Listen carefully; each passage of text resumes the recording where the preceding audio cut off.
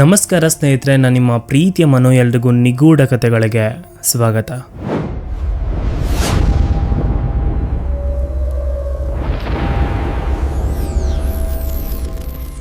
ಡೈರೆಕ್ಟಾಗಿ ಕಥೆಯಿಂದನೇ ಶುರು ಮಾಡೋಣ. ಈಗಲೇ ನಿಮ್ಮ ಹೆಡ್ಫೋನ್ಸ್ ಹಾಕ್ಕೊಂಡು ಕೊನೆವರೆಗೂ ಎಲ್ಲೂ ಸ್ಕಿಪ್ ಮಾಡದೆ ಕೇಳಿ. ಅಶ್ವಿನಿ ಇವಳು ಮೂಲತಃ ನಮ್ಮ ಕರ್ನಾಟಕದ ಹುಡುಗಿ, ಹಾಸನ ಭಾಗದ ಒಂದು ಊರಿನವಳು. ಇವಳು ತನ್ನ ಎಜುಕೇಷನ್ನ ಮುಗಿದ ಮೇಲೆ ಬೆಂಗಳೂರಿಗೆ ಜಾಬ್ಗೆ ಅಂತ ಬರ್ತಾಳೆ. ಇವಳಿಗೆ ಬೆಂಗಳೂರು ತುಂಬ ಹೊಸದಾಗಿರುತ್ತೆ. ಇವಳಲ್ಲಿ ಜಾಬ್ಗೆ ಅಂತ ಬಂದಾಗ ಒಂದಷ್ಟು ಕಂಪನೀಸ್ಗಳಲ್ಲಿ ಇಂಟರ್ವ್ಯೂಸ್ನ ಕೊಡ್ತಾಳೆ. ಒಂದು ಕಂಪನಿಲಿ ಸೆಲೆಕ್ಟ್ ಆಗ್ತಾಳೆ. ಇವಳಿಗೆ ನಾರ್ಮಲ್ ಆಗಿ ಡೇ ಶಿಫ್ಟ್ ಬೇಕಾಗಿರುತ್ತೆ, ಆದರೆ ಅವಳಿಗೆ ಅಲ್ಲಿ ಸಿಗೋದು ನೈಟ್ ಶಿಫ್ಟ್. ಆದರೆ ಅವಳಿಗೆ ಕ್ಯಾಬ್ ಫೆಸಿಲಿಟಿ ಇದೆ ಅನ್ನೋ ಒಂದೇ ಒಂದು ಕಾರಣಕ್ಕೆ ಜಾಯ್ನ್ ಆಗ್ತಾಳೆ. ಫಸ್ಟ್ ಟೈಮ್ ಲೈಫಲ್ಲಿ ಅವ್ರ ಅಪ್ಪ ಅಮ್ಮನ ಬಿಟ್ಟು ದೂರ ಬರುವಂಥ ಒಂದು ಪರಿಸ್ಥಿತಿ ಬರುತ್ತೆ. ಕೆಲಸಕ್ಕೆ ಜಾಯ್ನ್ ಆದಮೇಲೆ ಇವಳು ಬೆಂಗಳೂರಿಗೆ ಬರ್ತಾಳೆ ಕೂಡ. ಇವಳಿಗೆ ಇಲ್ಲೇನೋ ಗೊತ್ತಿಲ್ಲ. ಇವ್ರ ರಿಲೇಟಿವ್ ಮನೆ ಕೂಡ ಇರುತ್ತೆ ಬೆಂಗಳೂರಲ್ಲಿ, ಆದರೆ ಅವ್ರ ರಿಲೇಟಿವ್ ಮನೆಗೂ ಆಫೀಸ್ಗೂ ತುಂಬಾ ದೂರ ಇರುತ್ತೆ. ಈ ಕಾರಣಕ್ಕೆ ಇವಳು ಏನು ಮಾಡ್ತಾಳೆ ಅಂತಂದರೆ ಸ್ವಲ್ಪ ಆಫೀಸ್ಗೆ ಹತ್ರ ಇರುವಂಥ ಒಂದು PGನ ಸೆಲೆಕ್ಟ್ ಮಾಡ್ಕೋತಾಳೆ. ಅಶ್ವಿನಿ ಅವರ ಅಪ್ಪ ಮತ್ತು ಅಣ್ಣ ಬಂದು ಬೆಂಗಳೂರಲ್ಲಿ ಒಂದು PG ನೋಡಿ ಇವಳಿಗೆಲ್ಲ ಅರೇಂಜ್ ಮಾಡಿಕೊಟ್ಟು ವಾಪಸ್ ಹೋಗ್ತಾರೆ. ಆಫೀಸಿಂದ ಇವ್ರ ಮನೆಗೆ ಒಂದು 6 ಕಿಲೋಮೀಟರ್ ಡಿಸ್ಟೆನ್ಸ್ ಇರುತ್ತೆ. ಸ್ವಲ್ಪ ದಿನ ಇವಳಿಗೆ ಅಲ್ಲಿರೋದಕ್ಕೆ ಸ್ವಲ್ಪ ಕಷ್ಟ ಆಗ್ತಾ ಇರುತ್ತೆ. ಮನೆಯವ್ರನ್ನ ತುಂಬ ಮಿಸ್ ಮಾಡ್ಕೋತಾ ಇರ್ತಾಳೆ. ಇದೆಲ್ಲನೂ ಕೂಡ ನಾರ್ಮಲಾಗಿ ಎಲ್ರಿಗೂ ಹೇಗಾಗುತ್ತಲ್ಲ ಅದೇ ಥರನೇ ಅವಳಿಗೂ ಆಗ್ತಾ ಇರುತ್ತೆ. ಸ್ವಲ್ಪ ದಿನಗಳು ಆಗ್ತಾ ಅವಳು ಬೆಂಗಳೂರಿಗೆ ತುಂಬ ನೀಟಾಗಿ ಅಡ್ಜಸ್ಟ್ ಆಗೋದಕ್ಕೆ ಶುರು ಆಗಿಬಿಡ್ತಾಳೆ. ಅವಳಿಗೆ ಆಫೀಸ್ ಕೂಡ ಇಷ್ಟ ಆಗಿಬಿಡುತ್ತೆ. ಆಫೀಸಲ್ಲಿ ಒಂದು ಫ್ರೆಂಡ್ಸ್ ಗ್ರೂಪೇ ಆಗಿಬಿಟ್ಟಿರುತ್ತೆ. ಆ ಫ್ರೆಂಡ್ಸ್ ಗ್ರೂಪ್ ಹೇಗೆ ಅಂತಂದರೆ ಒಂಥರ ಫ್ಯಾಮಿಲಿ ಥರ. ಕೊಲೀಗ್ಸ್ ಅನ್ನೋ ಫೀಲಿಂಗೇ ಅವಳಿಗೆ ಬರ್ತಾ ಇರಲಿಲ್ಲ. ಎಲ್ಲರ ಜೊತೆ ಅಷ್ಟು ಈಸಿಯಾಗಿ ಬೆರೆಯೋದಿಲ್ಲ, ಆದರೆ ಒಂದಷ್ಟು ಗ್ಯಾಂಗ್ ಇರುತ್ತಲ್ಲ, ಅವಳ ಸರ್ಕಲ್ ಇರುತ್ತಲ್ಲ, ಆ ಗ್ರೂಪಲ್ಲಂತೂ ತುಂಬಾ ತರಲೆ ಮಾಡ್ತಾ ಇರ್ತಾಳೆ. ತುಂಬ ಜೋವಿಯಲ್ ಆಗಿರ್ತಾಳೆ. ಸುಮಾರು ಒಂದು 6ರಿಂದ 7 ತಿಂಗಳಾಗಿರಬಹುದು. ಇಷ್ಟರಲ್ಲೇ ಇವಳು ತುಂಬ ಚೆನ್ನಾಗಿ ಅಡ್ಜಸ್ಟ್ ಆಗಿಬಿಟ್ಟಿದ್ದಾಳೆ ಬೆಂಗಳೂರಿಗೆ. ಒಂದು ಪಾಯಿಂಟ್ ಆಫ್ ಟೈಮಲ್ಲಿ ಅವಳಲ್ಲಿ ಒಂದಷ್ಟು ಬದಲಾವಣೆಗಳು ಕಾಣಿಸುತ್ತೆ. ಅದು ಅವಳ ಫ್ರೆಂಡ್ಸ್ಗಾಗಲಿ ಹಾಗೆ ಅವಳ ಸುತ್ತಮುತ್ತ ಇರೋರು ಎಲ್ರಿಗೂ ಕೂಡ ಆ ಬದಲಾವಣೆ ಕಾಣಿಸುತ್ತೆ. ಮೊದಲು ಇವಳು ಹೀಗಿರಲಿಲ್ಲ, ಈಗ ಒಂಥರ ಬಿಹೇವ್ ಮಾಡ್ತಿದ್ದಾಳೆ ಅಂತ. ನಾನು ಮೊದಲೇ ಹೇಳ್ದಂಗೆ ಒಂದು 6ರಿಂದ 7 ತಿಂಗಳು ತುಂಬ ಚೆನ್ನಾಗಿರುತ್ತೆ. ಈ ಟೈಮಲ್ಲಿ ಇವಳಿಗೆ ಏನು ಬೇಕು ಏನು ಬೇಡ ಎಲ್ಲವನ್ನ ಅವಳು ಶೇರ್ ಮಾಡ್ಕೊಳ್ಳೋದಕ್ಕೆ ಅವಳ ಕಝಿನ್ ಒಬ್ಳಿರ್ತಾಳೆ. ಅವಳು ಬಂದು ಊರಲ್ಲೇ ಇರೋದು, ಆದರೆ ಅವಳ ಕಝಿನ್ ಹತ್ರ ಅವಳು ಎಲ್ಲ ಫೀಲಿಂಗ್ಸ್ನ ಶೇರ್ ಮಾಡ್ಕೋತಾ ಇರ್ತಾಳೆ. ಅವಳ ಹತ್ರ ಒಂದು ಪಾಯಿಂಟ್ ಆಫ್ ಟೈಮಲ್ಲಿ ಮಾತು ಕೂಡ ನಿಲ್ಲಿಸ್ಬಿಡ್ತಾಳೆ. ಯಾಕೆ ಈ ಥರ ಬದಲಾಗ್ತಿದ್ದಾಳೆ, ಅದಕ್ಕೆಲ್ಲ ಕಾರಣ ಏನು, ಅದು ಎಲ್ಲಿಂದ ಶುರುವಾಯಿತು ಅಂತ ನೀವು ಕೇಳೋದಾದರೆ ಅದೆಲ್ಲವೂ ಶುರುವಾಗಿದ್ದು ಒಂದು ರಾತ್ರಿಯಿಂದ. ಇದು ದಸರಾ ಹಬ್ಬದ ಸಮಯ. ಈ ಸಮಯದಲ್ಲಿ ಅವಳ ರೂಮಲ್ಲಿ ಇರ್ತಾರಲ್ವ ಇಬ್ಬರು ಹುಡುಗಿರು, ಅಂದರೆ ಇವಳು PGಲಿ 3 ಶೇರಿಂಗ್ ಇರುತ್ತೆ, 3 ಜನ ಇರಬೇಕಾಗತ್ತೆ. ಆ 3 ಜನರಲ್ಲಿ 2 ಹುಡುಗಿರು ದಸರಾ ಹಬ್ಬಕ್ಕೆ ಅಂತ ಮುಂಚೆನೇ ರಜಾ ಹಾಕಿ ಹೋಗಿರ್ತಾರೆ ಅವ್ರ ಊರಿಗೆ. ಅವರಿಬ್ಬರು ಹೋಗಬೇಕಾದ್ರೆ ಹೇಳಿರ್ತಾರೆ, ಇಫ್ ಇನ್ ಕೇಸ್ ನಿನ್ಗೇನಾದರೂ ಹೆಲ್ಪ್ ಬೇಕು ಅಂತಂದರೆ ನಿಮ್ಮ ಪಕ್ಕದಲ್ಲಿ ರೂಮಲ್ಲಿರುವಂಥವ್ರ ಹೆಲ್ಪ್ ತೊಗೊಬೋದು ರಾತ್ರಿ. ಇಫ್ ಹೇಳಿದ್ರೆ ಅವ್ರು ಬಂದು ನಿನ್ನ ಜೊತೆ ಮಲ್ಕೋತಾರೆ, ನೀನೊಬ್ಬಳೇ ಇರೋ ಥರ ಏನೋ ಆಗೋದಿಲ್ಲ ಅಂತ. ಪಕ್ಕದ ರೂಮಲ್ಲಿ ಒಬ್ಬಳು ಫ್ರೆಂಡ್ ಇರ್ತಾಳೆ, ಕರ್ನಾಟಕದ ಹುಡುಗಿನೇ ಅವಳು ಕೂಡ. ಆ ಫ್ರೆಂಡು ಊಟಕ್ಕೆ ಹೋದಾಗ ಕೇಳ್ತಾಳೆ, ನಿಮ್ಮ ರೂಮಲ್ಲಿ ಯಾರೂ ಇಲ್ಲ ಅಲ್ವಾ, ಹಾಗಂದರೆ ಬಂದ್ಬಿಡು ನಮ್ಮ ರೂಮ್ಗೆ. ನಮ್ಮ ರೂಮಲ್ಲಿ ಒಬ್ಬಳು ಊರಿಗೆ ಹೋಗ್ಬಿಟ್ಟಿದ್ದಾಳೆ, ಅವಳು ಬೆಡ್ ಕೂಡ ಖಾಲಿ ಇರುತ್ತೆ, ನೈಟ್ ನಿನಗೇನಾದರೂ ಭಯ ಈ ಥರ ಅನ್ಸಿದ್ರೆ ನನ್ನ ರೂಮಿಗೆ ಬಂದ್ಬಿಡು ಅಂತ ಹೇಳ್ತಾಳೆ. ಆಗ ಇವಳು ಅಶ್ವಿನಿ ಸರಿ ನೋಡ್ತೀನಿ ಅಂತ ಹೇಳಿ ಊಟ ಮಾಡಿಕೊಂಡು ಹೋಗ್ಬಿಡ್ತಾಳೆ. ಅವತ್ತು ರಾತ್ರಿ ಒಂದು ಇನ್ಸಿಡೆಂಟ್ ನಡೆಯುತ್ತೆ. ಆ ಇನ್ಸಿಡೆಂಟಿಂದನೇ ಇವಳಲ್ಲಾದಂಥ ಬದಲಾವಣೆಗಳು, ಇವಳಿಗಾದಂಥ ತೊಂದರೆಗಳು ಎಲ್ಲವೂ ಕೂಡ ಆಗೋದು. ಅದೇನು ಇನ್ಸಿಡೆಂಟ್ ಅಂತಂದರೆ, ಇವಳು ರಾತ್ರಿ ಊಟ ಮಾಡಿಕೊಂಡು ಅವಳ PG ಮೇಟ್ ಹತ್ರ ಮಾತಾಡಿಕೊಂಡು ಬಂದಿರ್ತಾಳೆ. ಬಂದು ಮಲ್ಕೊಳ್ಳೋ ಟೈಮಲ್ಲಿ ಇವಳು ಕರೆಕ್ಟಾಗಿ ನೋಡಿಕೊಂಡು ಮನೇಲಿ ಡೋರ್ ಹಾಕೋದಿರಲಿ ಅಥವಾ ವಿಂಡೋ ಎಲ್ಲವನ್ನ ನೋಡಿಬಿಟ್ಟು ಇವಳು ಕೀ, ಅಂದರೆ ಅಲ್ಲಿ ಲಾಕರ್ ಕೀ ಇರುತ್ತಲ್ವ, ಅದನ್ನೆಲ್ಲ ಸೇಫಾಗಿದೆಯಾ ಎಲ್ಲಿದೆ ಅಂತೆಲ್ಲ ನೋಡಿಕೊಂಡೆ ಅವಳು ಮಲ್ಕೊಳ್ಳೋದು. ವಿಂಡೋ ಲಾಕ್ ಆಗಿರುತ್ತೆ, ಎಲ್ಲವನ್ನೂ ಒಂದ್ಸಲ ನೋಡ್ಕೊಂಡು ಬಂದಿರ್ತಾಳೆ. ಇನ್ನೇನು ಮಲ್ಕೊಳ್ಳೋ ಟೈಮಲ್ಲಿ ಅವಳಿಗೇನೋ ಒಂಥರ ನಿದ್ದೆ ಬರ್ತಾ ಇರಲ್ಲ ಅವತ್ತು ರಾತ್ರಿ. ಯಾಕೆ ಇದು ನಿದ್ದೆ ಬರ್ತಿಲ್ಲ ಅಂತ ಅವಳು ಫೋನ್ ಯೂಸ್ ಮಾಡಿಕೊಂಡೇ ಇರ್ತಾಳೆ. ಈ ಥರ ಫೋನ್ ಯೂಸ್ ಮಾಡ್ಕೊಂಡಿದ್ದಾಗ ಅವಳು ತಲೆಯಲ್ಲಿ ಬರ್ತಾ ಇರುತ್ತೆ, ನನ್ನ ಪಕ್ಕದ ರೂಮ್ ಅವಳು ಹೇಳಿದ್ಲು, ಅಟ್ಲೀಸ್ಟ್ ಅವಳ ರೂಮಲ್ಲಿ ಹೋಗಿ ಮಲ್ಕೊಂಡ್ರೆ ಒಂದು ಸ್ವಲ್ಪ ನೆಮ್ಮದಿಯಾಗಿ ನಿದ್ದೆ ಮಾಡ್ಬೋದು, ಒಬ್ಬಳೇ ಇದ್ದೀನಿ ಅನ್ನೋ ಫೀಲಿಂಗ್ ಬರಲ್ಲ ಅಂತ. ಆದರೆ ಅಶ್ವಿನಿ ಒಂಥರ ಈ ದೇವಭೂತ ಈ ಥರ ಮೈಂಡ್ಸೆಟ್ ಇಲ್ಲ ಅವಳಿಗೆ, ಇದ್ರ ಬಗ್ಗೆ ಐಡಿಯಾನೂ ಕೂಡ ಇಲ್ಲ ಅವಳಿಗೆ. ನಿದ್ದೆ ಮಾಡ್ತಾಳೆ, ಸ್ವಲ್ಪ ಅರ್ಧಂಬರ್ಧ ನಿದ್ದೆ, ಪೂರ್ತಿಯಾಗಿ ಒಂಥರ ಆರಾಮ್ ನಿದ್ದೆ ಬಂದಿಲ್ಲ ಅವಳಿಗೆ. ಈ ಥರ ನಿದ್ದೆ ಮಾಡ್ತಿದ್ದಾಗ ಒಂದು ಟೈಮಲ್ಲಿ ಒಂಥರ ವಿಚಿತ್ರವಾದ ಸೌಂಡ್ಗಳು ಬರೋದಕ್ಕೆ ಶುರುವಾಗ್ಬಿಡುತ್ತೆ. ಇದೇನಿದು ಸೌಂಡು ಇಷ್ಟೊತ್ತಲ್ಲಿ ಬರ್ತಿದೆ ಅಂತ ಅವಳು ಎಚ್ಚರ ಆಗಿ ನೋಡ್ತಾಳೆ. ಅವಳಿಗೆ ಒಂಥರ ಕ್ಯೂರಿಯಾಸಿಟಿ ಜಾಸ್ತಿನೇ.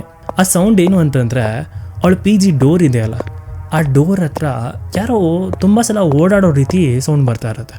ಅಂದರೆ ಇವಾಗ ಕಾಮನಾಗಿ ನಾವೇನಾದರೂ ಒಂದು ರೂಮ್ ಒಳಗಡೆ ಇದ್ದಾಗ ಹೊರಗಡೆ ಕಂಟಿನ್ಯೂಸ್ ಆಗಿ ಯಾರಾದರೂ ಓಡಾಡ್ತಾ ಇದ್ದರೆ ಆ ನೆಲನೂ ಕೂಡ ಸೌಂಡ್ ಬರ್ತಿರುತ್ತಲ್ಲ, ಫ್ಲೋರು ಕೂಡ ಅದೇ ಥರ ಏನೋ ಸೌಂಡ್ ಬರುತ್ತೆ ಒಳಗೆ.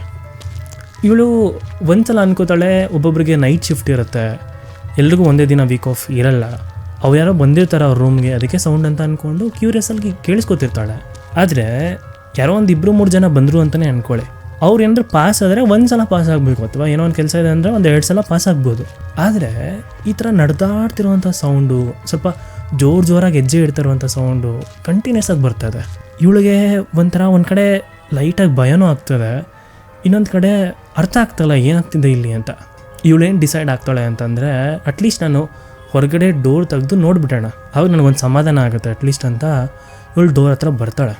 ಡೋರ್ ಓಪನ್ ಮಾಡೋಣ ಅಂತ ಡೋರ್ ಹತ್ರ ಬಂದರೆ ಅಲ್ಲಿಂದ ಯಾವುದೋ ಒಂದು ವಾಯ್ಸ್ ಬರ್ತಾಯಿದೆ, ಅಂದರೆ ಹುಡುಗರ ವಾಯ್ಸು. ಇವಳಿಗೆ ಆಶ್ಚರ್ಯ ಆಗುತ್ತೆ, ನಮ್ಮ ಪಿ ಜಿಯಲ್ಲಿ ಹುಡುಗರು ಯಾರು ಬರ್ತಾರೆ, ಓನರು ಕೂಡ ಇಷ್ಟೊತ್ತಲ್ಲಿ ಯಾರೂ ಬರೋದಿಲ್ಲ ಈ ಥರ ಮಿಡ್ ನೈಟಲ್ಲಿ, ಹಾಗೆ ವಾರ್ಡನ್ ಎಲ್ಲರೂ ಕೂಡ ಹೆಣ್ಮಕ್ಳು ಇರೋದಿಲ್ಲಿ, ಇಷ್ಟೊತ್ತಿಗೆ ಯಾರು ಬಂದರು ಅಂತ ಒಂಥರ ಹುಡುಗ ಅಂದ ತಕ್ಷಣ ಅವಳಿಗೆ ಫಸ್ಟ್ ಭಯ ಆಗಿಬಿಡುತ್ತೆ, ಡೋರ್ ತೆಗಿಲ್ಲ ಬೇಡವಾ ಅಂತ ಯೋಚನೆ ಮಾಡ್ತಾಳೆ. ಆದರೂ ಇವಳಿಗೇನೋ ಒಂಥರ ಸಮಾಧಾನ ಆಗ್ತಾಯಿಲ್ಲ, ನೋಡಿಬಿಡ್ಬೇಕು ಇಲ್ಲ ಯಾರು ಅಂತ ಕೇಳಿಬಿಡಬೇಕು ಅನ್ನೋ ಒಂದು ಫೀಲಿಂಗಲ್ಲಿ ಹೋಗಿ ಹೇಗೋ ಧೈರ್ಯ ಮಾಡಿ ಡೋರ್ನ ತೆಗೆದುಬಿಡ್ತಾಳೆ. ಡೋರ್ನ ತೆಗೆದು ಹೊರಗಡೆ ನೋಡಿದ್ರೆ ಅಲ್ಲಿ ಯಾರೂ ಇಲ್ಲ, ಲಿಟ್ರಲಿ ಯಾರೂ ಇಲ್ಲ. ಆಚೆ ಸೌಂಡು ಕೂಡ ಕೇಳಿಸ್ತಾ ಇಲ್ಲ. ಇವಳಿಗೆ ಶಾಕ್ ಆಗಿಬಿಡುತ್ತೆ, ಹಾಗಾದರೆ ಇಷ್ಟೊತ್ತು ಕೇಳಿಸಿದ ಸೌಂಡ್ ಎಲ್ಲಿಂದ ಬಂತು ಅಂತ. ಹಾಗೆ ಅಬ್ಸರ್ವ್ ಮಾಡ್ತಾಳೆ, ಮೇಲೆ ಫ್ಲೋರಿಂದ ಯಾರಾದರೂ ಇಳಿತಿರ್ಬೋದಾ ಅಲ್ಲ ಓಡಾಡ್ತಿರ್ಬೋದಾ ಅಂತ. ಅವಳು ಸ್ಟೆಪ್ಸ್ ಹತ್ರ ಹೋಗಿ ಮೇಲೆ ಫ್ಲೋರ್ ಹತ್ರ ಎಲ್ಲ ಕೂಡ ನೋಡ್ತಾಳೆ, ಅಂದರೆ ಅಲ್ಲಿ ಯಾರೂ ಇರೋದಿಲ್ಲ. ಸರಿ ಅಂತ ರೂಮ್ ಒಳಗಡೆ ಹೋಗಿ ಮತ್ತೆ ಡೋರ್ ಲಾಕ್ ಹಾಕ್ಕೊಂಡು ಮಲ್ಕೋತಾಳೆ. ಮಲ್ಕೊಂಡಿರ್ಬೇಕಾದ್ರೆ ಸುಮಾರು 1-1.5 ಅವರ್ ಆಗಿರಬಹುದು. ಈ ಸಮಯದಲ್ಲಿ ಮತ್ತೆ ಅದೇ ರೀತಿಯಾದ ಸೌಂಡ್ಗಳು ರಿಪೀಟ್ ಆಗುತ್ತೆ. ಯಾವಾಗ ಆ ಸೌಂಡ್ ರಿಪೀಟ್ ಆಗ್ತಾ ಇತ್ತು, ಇವಳಿಗೆ ಆ ಕ್ಯೂರಿಯಾಸಿಟಿ ಇನ್ನೂ ಜಾಸ್ತಿ. ಇಲ್ಲ, ಒಂದು ಧೈರ್ಯನೂ ಒಂದು ಕಡೆ, ನಾನು ನೋಡ್ತೀನಿ ಏನಾಗಿದೆ ಹೊರಗಡೆ ಅಂತ. ಇವಳಿಗೆ ತುಂಬ ಕ್ಲಿಯರಾಗಿ ಗೊತ್ತಾಗ್ತಿದೆ, ಅವಳ ಫ್ಲೋರಲ್ಲಿ ಆ ಫ್ಲೋರಲ್ಲಿ ಫೀಲ್ ಆಗ್ತಿದೆ ಅವಳಿಗೆ ಕೆಳಗಡೆ ನೆಲದಲ್ಲಿ. ಸರಿ ನೋಡೇ ಬಿಡೋಣ ಅದು ಏನಾಗಿದೆ ಅಂತ ಹೇಳಿ ಇವಳು ಅವ್ರ ಡೋರ್ಗೆ ಒಂದು ವಿಷನ್ ಇರುತ್ತೆ ಅಲ್ವಾ, ಡೋರಲ್ಲಿ ಹೊರಗಡೆ ಯಾರು ಬಂದಿದ್ದಾರೆ ಅಂತ ನೋಡೋದಕ್ಕೆ, ಅಲ್ಲಿಂದನೇ ನೋಡೋಣ ಅಂತ ಏನು ಮಾಡ್ತಾಳೆ ಅವಳು, ಅಲ್ಲಿಂದ ಆ ವಿಷನಲ್ಲಿ ನೋಡ್ತಾಳೆ, ಆ ಒಂದು ಇದರಲ್ಲಿ ನೋಡ್ತಾಳೆ. ನೋಡಿದಾಗ ಹೊರಗಡೆ ಒಂಥರ ಏನೋ ಈ ಬೆಂಕಿಯೆಲ್ಲ ಹೊತ್ಕೊಂಡಿದ್ರೆ ಯಾವ ರೀತಿ ಹೊಗೆ ಬರ್ತಾ ಇರುತ್ತಲ್ಲ, ಆ ಥರ ಹೊಗೆ ಬರ್ತಾಯಿದೆ ಹೊರಗಡೆ. ಇವಳಿಗೆ ಗಾಬರಿ ಆಗಿಬಿಡುತ್ತೆ, ಒಂದು ಕ್ಷಣ ಒಂಥರ ಅನಿಸ್ಬಿಡುತ್ತೆ, ಕಿರ್ಚ್ಕೋಬೇಕು ಅನ್ನಿಸ್ತಿದೆ ಆ್ಯಕ್ಚುಲಿ ಅವಳಿಗೆ ಆ ಸಮಯದಲ್ಲಿ, ಆ ಥರ ಫೀಲ್ ಆಗ್ತಿದೆ. ಏನಿದೆ ನೋಡೇ ಬಿಡೋಣ ಅಂತ ಡೋರ್ ಓಪನ್ ಮಾಡ್ತಾಳೆ.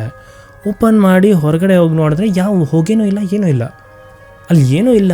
ಬಟ್ ಇವಳಿಗೆ ಆ ಡೋರಲ್ಲಿದ್ದಂಥ ಇದರಲ್ಲಿ ವಿಷನಲ್ಲಿ ನೋಡಿದಾಗ ಏನೋ ಹೊಗೆ ಬರ್ತಿದೆ ಅನ್ನೋ ಥರ ಫೀಲ್ ಆಯಿತು.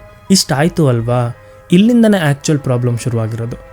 ಅವಳು ಹೊರಗಡೆ ಹೋಗಿರೋದು ಅವಳಿಗೆ ತುಂಬ ನೀಟಾಗಿ ನೆನಪಿದೆ, ಆದರೆ ಮತ್ತೆ ಒಳಗಡೆ ಹೋಗಿ ಯಾವಾಗ ಮಲ್ಕೊಂಡ್ಲು ಅಂತ ಅವಳಿಗೆ ಗೊತ್ತೇ ಇಲ್ಲ.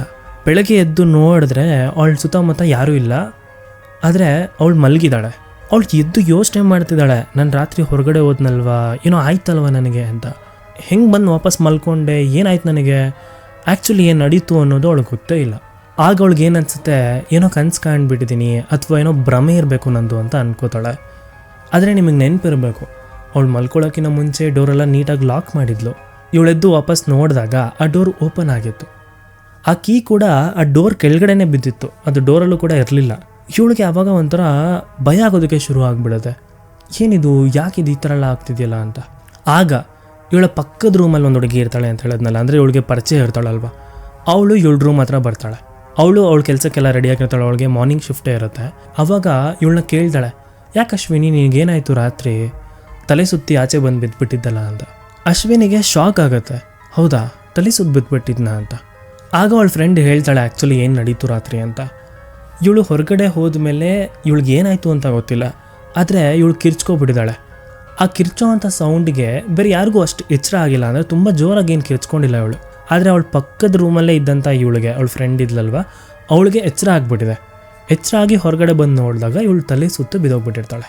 ಅವಳ ಫ್ರೆಂಡ್ ಇವಳನ್ನ ಒಳಗಡೆ ಕರ್ಕೊಂಬಂದು ಇವಳನ್ನ ಮಲಗಿಸಿ, ಅವಳು ಕೂಡ ಅದೇ ರೂಮಲ್ಲಿ ಬೇರೆ ಬೆಡ್ಡಲ್ಲಿ ಮಲ್ಕೊಂಡಿರ್ತಾಳೆ. ಬೆಳಗಿನ ಜಾವ ಇವಳಿಗೆ ಕೆಲಸಕ್ಕೆ ಹೋಗಬೇಕು ಅಲ್ವಾ ಅವಳ ಫ್ರೆಂಡಿಗೆ, ಅದಕ್ಕೆ ಅವಳು ಬೆಳಗಿನ ಜಾವ ಎಪ್ಸೋಕ್ಕೂ ಕೂಡ ಟ್ರೈ ಮಾಡ್ತಾಳೆ, ಬಟ್ ಇವಳು ಎದೋಳೋದಿಲ್ಲ. ಅವಳಿಗೆ ಲೇಟ್ ಆಗಿಬಿಡುತ್ತೆ ಅಂತ ಅವಳು ಡ್ರೆಸ್ ಮಾಡ್ಕೊಳ್ಳೋದಕ್ಕೆ ಅಂತ ಅವಳ ರೂಮಿಗೆ ವಾಪಸ್ ಹೋಗ್ಬಿಟ್ಟಿರ್ತಾಳೆ.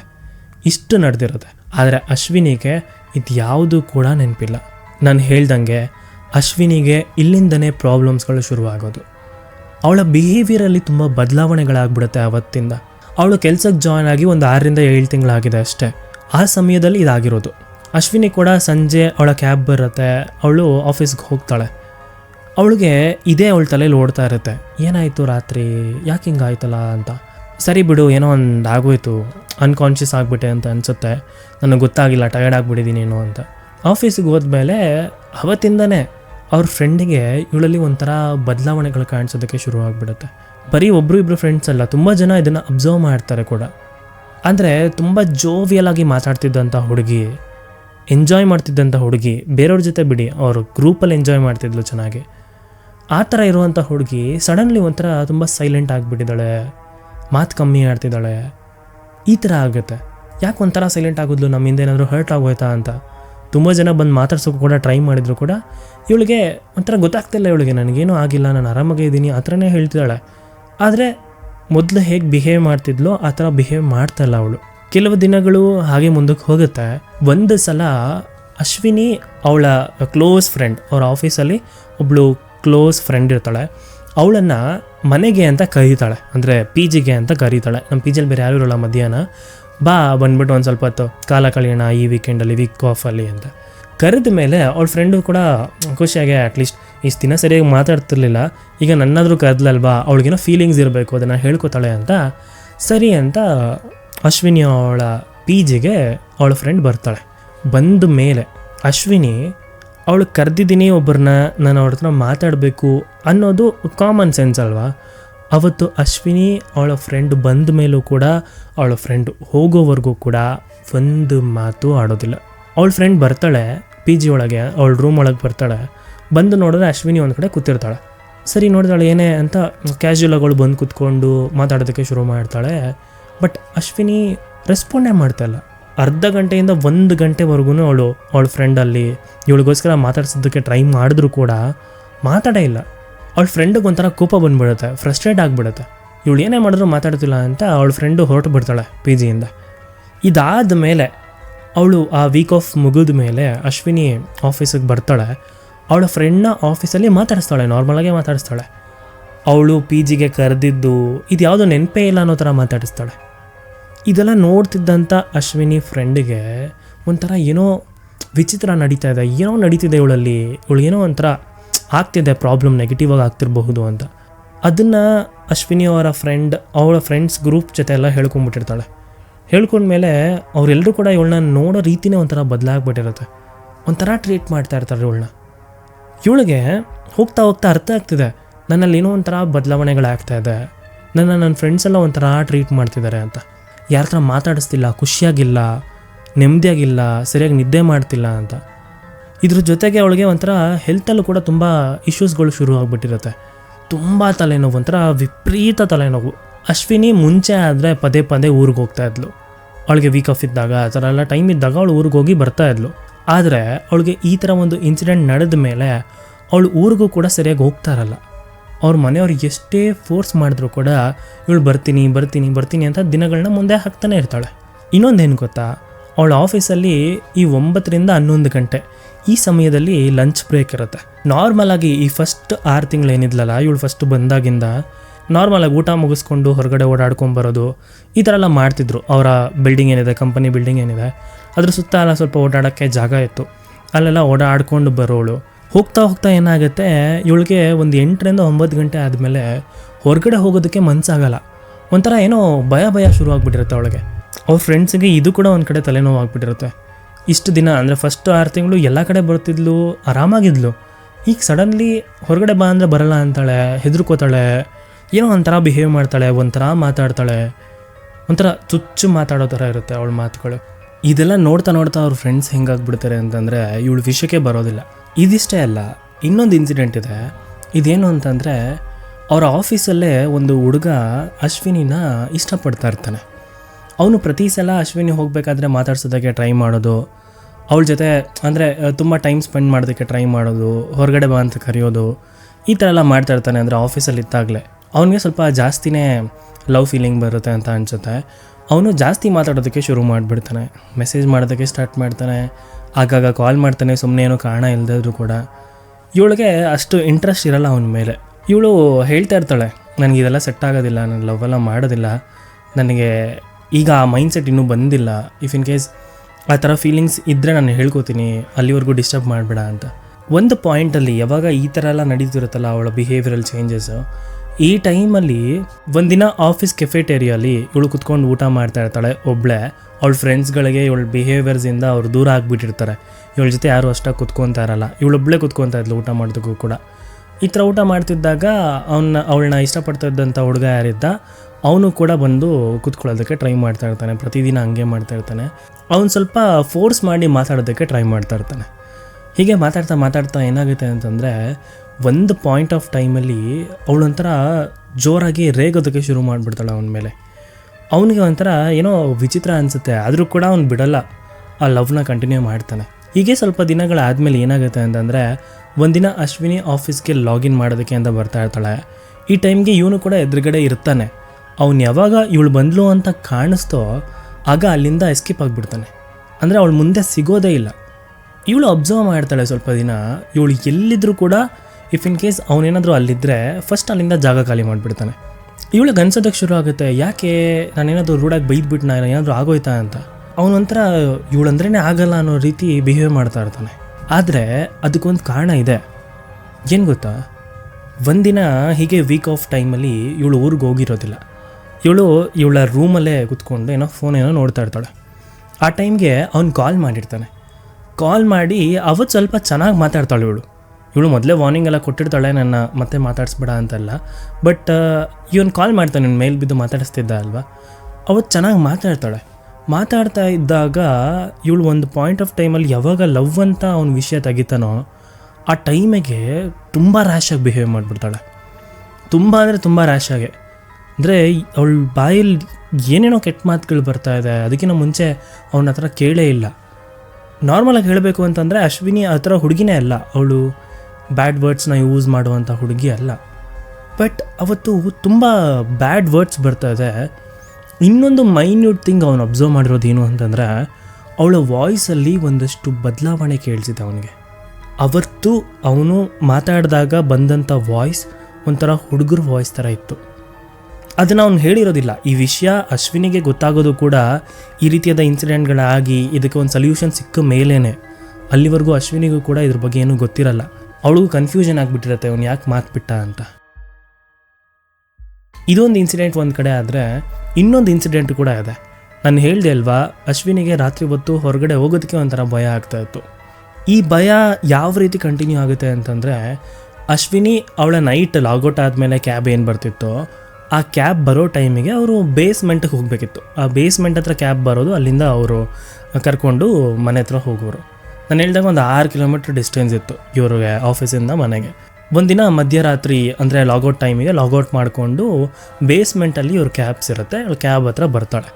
ಬಂದು ಅವಳು ಕ್ಯಾಬ್ ಒಳಗಡೆ ಅವಳ ಕ್ಯಾಬ್ ಯಾವುದಿದೆ ನೋಡಿಕೊಂಡು ಕುತ್ಕೊಂಡ ಮೇಲೆ ಆ ಕ್ಯಾಬ್ ಮೂವ್ ಆಗುತ್ತೆ. ಆಯಿತಾ, ಅಶ್ವಿನಿ ಪ್ರತಿ ಸಲ ಕ್ಯಾಬಲ್ಲಿ ಕುತ್ಕೊಂಡಾಗ ಅವಳು ಯಾವುದೇ ಕಾರಣಕ್ಕೂ ರಾತ್ರಿ ನಿದ್ದೆ ಮಾಡೋದಿಲ್ಲ. ಅವಳಿಗೇನೋ ಒಂಥರ ಭಯ. ಸೊ ಅದಕ್ಕೆ ಏನು ಮಾಡ್ತಾಳೆ, ಅವಳು ಮನೆಗೆ ಹೋಗೋವರೆಗೂ ಅಂದರೆ ಪಿ ಜಿಗೆ ಹೋಗೋವರೆಗೂ ಎದ್ದೇ ಇರ್ತಾಳೆ. ಅವಳ ಕ್ಯಾಬಲ್ಲಿ 2 ಎಂಪ್ಲಾಯೀಸ್ ಇರ್ತಾ ಇದ್ದಿದ್ದು, ಇನ್ನೊಬ್ಬರು ಎಸ್ಕಾಟ್ ಇರ್ತಿದ್ರು. ಹುಡುಗಿರಿದ್ರೆ ಎಸ್ಕಾಟ್ ಬರ್ತಾರೆ, ಅದು ನಿಮಗೆ ಗೊತ್ತು ಅಲ್ವಾ. 2 ಹುಡುಗಿರು ಇರ್ತಾ ಇದ್ದಿದ್ದು. ಅದರ ಲಾಸ್ಟ್ ಸ್ಟಾಪಲ್ಲೇ ಇವಳು ಇಳ್ಕೊಳ್ತಾ ಇದ್ದಿದ್ದು, ಅಂದರೆ ಇವಳದೇ ಲಾಸ್ಟ್ ಸ್ಟಾಪ್. ಮೊದಲನೇ ಹುಡುಗಿ ತುಂಬ ಹತ್ತಿರ, ಅಂದರೆ 1-1.5 ಕಿಲೋಮೀಟ್ರ್ ಅಲ್ಲೇ ಇಳ್ಕೊಂಬಿಡ್ತಾ ಇದ್ಲು. ಇವಳದು ಸ್ವಲ್ಪ ಡಿಸ್ಟೆನ್ಸ್ ಇರ್ತಾಯಿತ್ತು, 1 4 ಕಿಲೋಮೀಟ್ರ್ ಡಿಸ್ಟೆನ್ಸ್ ಇರ್ತಾಯಿತ್ತು. ಅಷ್ಟು ದೂರವರೆಗೂ ಇವಳು ಎದ್ದೇ ಇರ್ತಾಯಿದ್ಲು. ಬಟ್ ಅವತ್ತಿಂದ ಅವಳಿಗೆ ಏನೋ ಒಂಥರ ನಿದ್ದೆ ಬರೋದಕ್ಕೆ ಶುರುವಾಗ್ಬಿಡುತ್ತೆ. ಇಷ್ಟೇ ಆಗಿದ್ರೆ ನಾರ್ಮಲ್ ಅಂತ ಅನ್ಕೊಬೋದಿತ್ತು. ಅವಳಿಗೆ ಕ್ಯಾಬಲ್ಲಿ ನಿದ್ದೆ ಬಂದಾಗ ಸಡನ್ನಾಗಿ ಇವಳು ಪಿ ಜಿಗೆ ಒಂದು 100-200 ಮೀಟ್ರ್ ಇದೆ ಅಂದಾಗ ಇವಳಿಗೆ ಎಚ್ಚರ ಆಗ್ಬಿಡ್ತಾಯಿತ್ತು. ಆ್ಯಕ್ಚುಲಿ ಅವಳಿಗಾದಂಥ ಎಕ್ಸ್ಪೀರಿಯೆನ್ಸ್ ಏನು ಅಂತಂದರೆ, ಅವಳು ಕ್ಯಾಬಲ್ಲಿ ನಿದ್ದೆ ಮಾಡ್ತಿರ್ಬೇಕಾದ್ರೆ ಅವಳಿಗೆ ಯಾವ ಕನಸು ಬಂದಿಲ್ಲ, ಏನೂ ಬಂದಿಲ್ಲ. ಎದ್ದು ಅವಳು ಲೆಫ್ಟ್ ಸೈಡಲ್ಲೇ ಪ್ರತಿ ಸಲ ಕುತ್ಕೊತಾ ಇದ್ದಿದ್ದು. ಅವಳು ರೈಟ್ ಸೈಡ್ ನಿದ್ದೆ ಕಣ್ಣಲ್ಲಿ ರೈಟ್ ಸೈಡ್ ತಿರುಗಿ ನೋಡಿದ ತಕ್ಷಣ ಅಲ್ಲಿ ಯಾರೋ ಇದ್ದಾರೆ ಅನ್ನೋ ಫೀಲ್ ಆಗ್ತಿತ್ತು ಅವಳಿಗೆ. ಆ ಫೀಲಿಗೆ ಅವಳು ಯಾರೋ ಕೂತಿದ್ದಾರೆ ಅಂತ ಹೆದರ್ಕೊಬಿಡ್ತಾ ಇದ್ಲು. ಕ್ಲೀನಾಗಿ ಅಬ್ಸರ್ವ್ ಮಾಡಿದಾಗ ಅಲ್ಲಿ ಯಾರೂ ಇಲ್ಲ. ಅಲ್ಲಿ ಯಾರು ಇರೋದಕ್ಕೆ ಸಾಧ್ಯ, ಅವಳು ಒಬ್ಬಳೇ ಇರ್ತಿದ್ಲು. ಬಟ್ ಇದು 1 ದಿನ ಅಲ್ಲ, 2 ದಿನ ಅಲ್ಲ, ತುಂಬ ದಿನ ಆಗಿದೆ. ಯಾರೇ ಅವಳ ರೂಟಲ್ಲಿ ಅವಳನ್ನ ಡ್ರಾಪ್ ಮಾಡೋದಕ್ಕೆ ಹೋದಾಗ ಎಷ್ಟೋ ಸಲ, ಪ್ರತಿದಿನವೂ ಆಗುತ್ತೆ ಅಂತ ಅಲ್ಲ, ಬಟ್ ಎಷ್ಟೋ ಸಲ ಈ ಥರ ಮಲಗಿದ್ದು ಸಡನ್ನಾಗಿ ಎದ್ದು ಕಿರ್ಚೋ ಥರ ಎಲ್ಲ ಆಗಿದೆ. ಇವರು ಡ್ರೈವರ್ಸ್ಗಳು ತುಂಬ ಹೆದರ್ಕೋತಾರೆ, ಬಿಕಾಸ್ ಹೆಣ್ಮಕ್ಳನ್ನ ಸೇಫಾಗಿ ಕರ್ಕೊಂಡು ಹೋಗಬೇಕು. ಅವರೇ ಏನೋ ಮಾಡಿಕೊಂಡು ಒಂದು ಕಂಪ್ಲೇಂಟ್ ರೈಸ್ ಮಾಡಿದ್ರು ಅವ್ರನ್ನ ತೆಗ್ದಾಕ್ಬಿಡ್ತಾರೆ ಕಂಪನಿಯಿಂದ. ಅದು ಭಯ ಇರುತ್ತೆ ಅವ್ರಿಗೆ. ಸೊ ಇವಳು ಹಿಂಗೆ ಬಿಹೇವ್ ಮಾಡ್ತಿದ್ದರಿಂದ ಸೇಫ್ಟಿಗೆ ಎಸ್ಕಾಟ್ ಇದ್ರೂ ಕೂಡ ಡ್ರೈವರ್ಗೆ ಭಯ ಆಗ್ತಿತ್ತು, ಯಾರು ಇವ್ರ ರೂಟ್ಗೆ ಬರ್ತಾ ಇರಲಿಲ್ಲ, ಆ ಥರ ಆಗೋಗಿತ್ತು. ಇಷ್ಟೆಲ್ಲ ಆದಮೇಲೆ ಒಂದ್ಸಲ ಅಶ್ವಿನಿ ಅವರ ಮನೆಯವರು ಇವಳಿಗೆ ಕಾಲ್ ಮಾಡ್ತಾರೆ. ಏನು ಮಾಡ್ತಿದ್ಯಾ ಅಂತ ನಾರ್ಮಲಾಗಿ ಕಾಲಲ್ಲಿ ಮಾತಾಡೋ ಥರನೇ ಮಾತಾಡ್ತಾ ಹೇಳ್ತಾರೆ, ನೆಕ್ಸ್ಟ್ ವಾರ ವೀಕ್ ಆಫ್ಗೆ ನೀನು ಎಲ್ಲೂ ಹೋಗಬೇಡ, ಡೈರೆಕ್ಟಾಗಿ ಊರಿಗೆ ಬಂದುಬಿಡು, ನಾವು ಇಲ್ಲಿಂದ ಪ್ರತಿ ವರ್ಷ ಒಂದು ದೇವಸ್ಥಾನಕ್ಕೆ ಹೋಗ್ತೀವಲ್ವ, ಆ ದೇವಸ್ಥಾನಕ್ಕೆ ಹೋಗ್ಬಿಟ್ಟು ಬರೋಣ ಅಂತ. ಅವಳು ಕೂಡ ಓಕೆ ಅಂತ ಹೇಳಿರ್ತಾಳೆ. ಇನ್ನೇನು ಆ ದೇವಸ್ಥಾನಕ್ಕೆ ಹೋಗುವಂಥ ದಿನವೂ ಬಂದುಬಿಡುತ್ತೆ. ಅದರ ಹಿಂದಿನ ದಿನ ಇವಳು ಊರಿಗೆ ಹೋಗ್ಬಿಟ್ಟಿರ್ತಾಳೆ. ಊರಿಗೆ ಹೋದ್ಮೇಲೆ ಇವಳನ್ನ ಕರ್ಕೊಂಡು ದೇವಸ್ಥಾನಕ್ಕೆ ಹೋಗ್ತಾರೆ. ದೇವಸ್ಥಾನಕ್ಕೆ ಹೋಗೋವರೆಗೂ ಏನೂ ಪ್ರಾಬ್ಲಮ್ ಆಗಿಲ್ಲ. ದೇವಸ್ಥಾನ ಒಳಗಡೆ ಹೋಗಿ ಹೊರಗಡೆ ಬರ್ತಿದ್ದಾಗ, ಅಂದರೆ ಒಂದು ಸ್ವಲ್ಪ ದೂರ ನಡ್ಕೊಂಡು ಬರ್ತಾ ಇದ್ದಂಗೆ ಇವಳಿಗೆ ತಲೆ ಸುತ್ತಿ ಕೆಳಗಡೆ ಬಿದ್ದುಬಿಡ್ತಾಳೆ. ಇದನ್ನು ನೋಡಿದಂಥ ಪೇರೆಂಟ್ಸ್ಗೆ, ಅವ್ರ ಅಪ್ಪ ಅಮ್ಮ ಅಣ್ಣನಿಗೆ ತುಂಬ ಬೇಜಾರಾಗ್ಬಿಡುತ್ತೆ, ಯಾಕೆ ಈ ಥರ ತಲೆ ಸುತ್ತ ಬಿದ್ದೋದ್ಲು ಅಂತ. ಆ ಶಾಕಲ್ಲಿ ಬಂದು ಅವಳನ್ನ ಎಚ್ಚರ ಮಾಡೋದಕ್ಕೆ ಟ್ರೈ ಮಾಡ್ತಾರೆ. ಅದೇ ಟೈಮಿಗೆ ಆ ದೇವಸ್ಥಾನದ ಪಕ್ಕನೇ ಒಬ್ಬರು ಪುರೋಹಿತರು, ಒಬ್ಬರು ಸ್ವಾಮಿಗಳು ಹೋಗ್ತಾ ಇರ್ತಾರೆ. ಇವಳು ಈ ಥರ ಬಿದ್ಲು ಅಂತ ಗೊತ್ತಾಗಿದ ತಕ್ಷಣ ಅವರು ಬರ್ತಾರೆ. ಅಂದರೆ ಅವ್ರ ಕೈಯಲ್ಲಿ ಸ್ವಲ್ಪ ಈ ಭಸ್ಮ ಇದೆಲ್ಲ ಇರುತ್ತೆ, ಏನೋ ತೊಗೊಂಡು ಹೋಗ್ತಿರ್ತಾರೆ. ಅವ್ರು ಬರ್ತಾರೆ, ಬಂದು ಏನಾಯ್ತಮ್ಮ ಅಂತ ವಿಚಾರಿಸ್ತಾರೆ.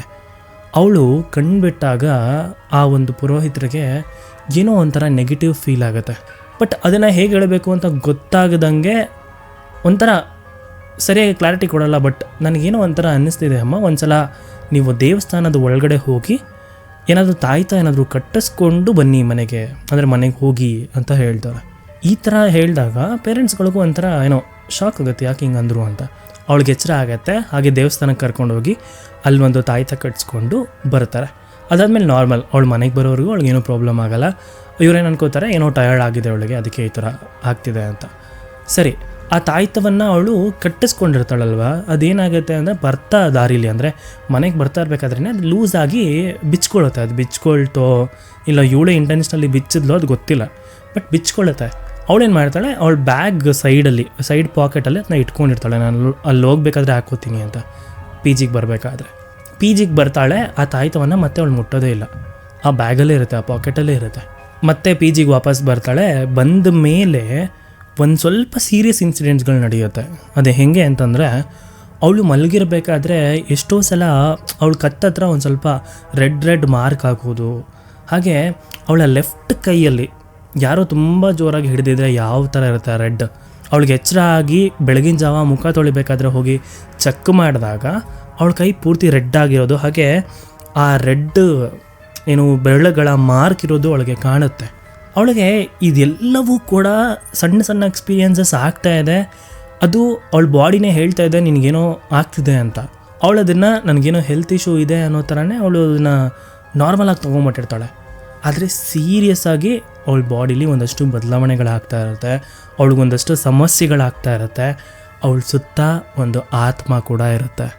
ಅವಳ ಸುತ್ತ ಮಾತ್ರ ಅಲ್ಲ, ಅದು ಎಷ್ಟೋ ಸಲ ಅವಳ ಮೈನ ಸೇರಿಕೊಂಡು ಅದರ ಒಂದು ರಿಯಾಕ್ಷನ್ಸ್ಗಳನ್ನು ಕೊಡ್ತಾ ಇರುತ್ತೆ. ಇವಳಿಗೆ ಏನೋ ಹಾರ್ಮ್ ಮಾಡ್ತಾರಲ್ಲ, ಇವಳ ಆತ್ಮದಿಂದ ಇವಳಿಗೆ ಯಾವುದೇ ಥರದ ತೊಂದರೆ ಇರಲ್ಲ. ಆದರೆ ನಿಮಗೆ ಗೊತ್ತಿರುತ್ತೆ, ಒಂದು ನೆಗೆಟಿವ್ ಎನರ್ಜಿ ಅಂತಂದರೆ ಅದರ ಬಿಹೇವಿಯರೇ ಒಂದು ಸ್ವಲ್ಪ ರೂಡ್ ಆ್ಯಂಡ್ ರ್ಯಾಶ್ ಆಗಿರುತ್ತೆ.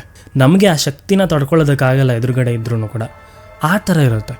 ಸೊ ಅದೇ ಇವಳ ಲೈಫಲ್ಲೂ ಕೂಡ ನಡೀತಾ ಇದ್ದಿದ್ದು. ಆದರೆ ಇದ್ರ ಬಗ್ಗೆ ಅವಳಿಗೆ ಅರ್ಥನೇ ಆಗ್ತಾ ಇರಲಿಲ್ಲ.